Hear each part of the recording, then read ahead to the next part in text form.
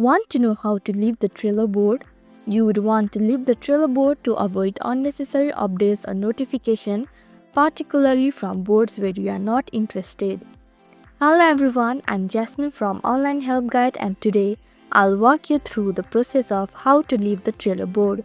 It's pretty simple and quick, so let's get started with the video. Firstly, tap on the Trello app on your screen. Now open any board you wish to leave. Then tap on the three dot icon at the top right of your screen. Again, tap on the three dot icon at the top of your screen. Likewise, scroll down to the bottom. At the bottom, you can see the Close Board option. Tap on it. Here, tap on the Delete option. Again, a confirmation message will appear. Tap on the Delete option if you are sure about the decision to leave the board.